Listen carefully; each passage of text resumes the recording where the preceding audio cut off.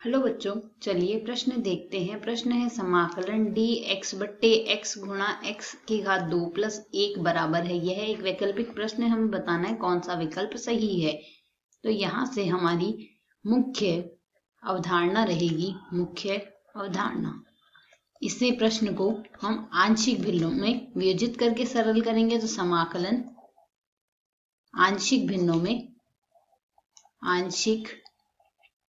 में वियोजित कर, आंशिक भिन्नों में वियोजित कर सरल करेंगे, वियोजित कर सरल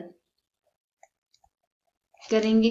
तो यहाँ आंशिक भिन्नों में वियोजित करके यदि हम इसे सरल करते हैं तो दिए गए फलन को हम यदि सरल करें, यह है हमारे पास समाकलन dx बट्टे x गुणा x की घात 2 प्लस 1। इसे यदि हम i के बराबर मान लेते हैं, यह हमने माना है।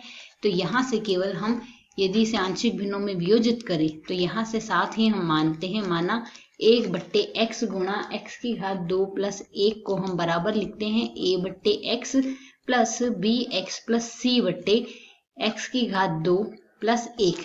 तो अंशों की यदि हम तुलना करें, अंशों से केवल अंशों को ही हम यदि लें तो इसका अंश है हमारे पास 1, जबकि दाएं पक्ष का अंश आएगा हमारे पास a गुणा x की घात 2 प्लस 1 प्लस x गुणा bx प्लस c। यदि हम इनको सरल करें तो यहाँ से दाएं पक्ष को हम सरल करके लिख सकते हैं ax की घात 2 प्लस a प्लस bx की घात 2 प्लस cx। यदि हम इसे सरल करें, हम यहाँ से लिख सकते हैं a प्लस b गुणा x की घात आएगा हमारे पास यहाँ से 2 प्लस cx प्लस आएगा हमारे पास 1।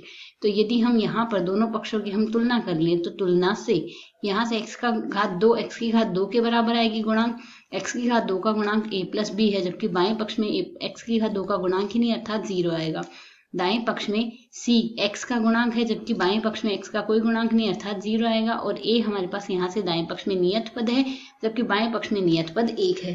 तो a व c का मान आ गया। यदि a व c का मान हम इसमें प्रतिस्थापित कर दे तो b का मान आ जाएगा, अर्थात a प्लस b बराबर 0 आ रहा है। इसे यदि हम सरल करते हैं तो b का मान आएगा -1।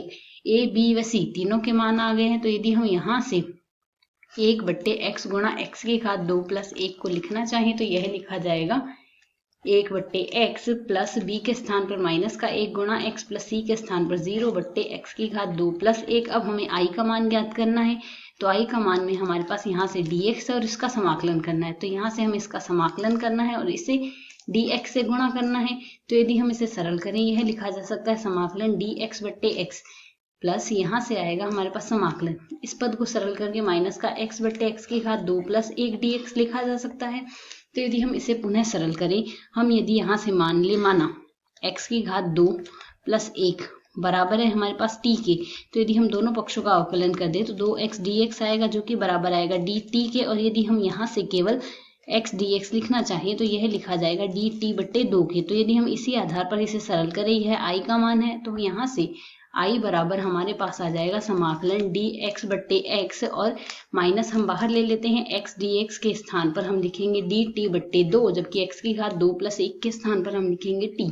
इसे यदि हम सरल करें, dx बट्टे x का समाकलन आएगा log x माइनस 1 बट्टे 2 को हम बाहर ले लेते हैं, dt बट्टे t का समाकलन आएगा log t प्लस समाकलन स्थिरांक लगा देते हैं हम log c। इसे यदि हम सरल कर लें तो हम यहाँ से t का मान पुनः प्रतिस्थापित कर सकते हैं।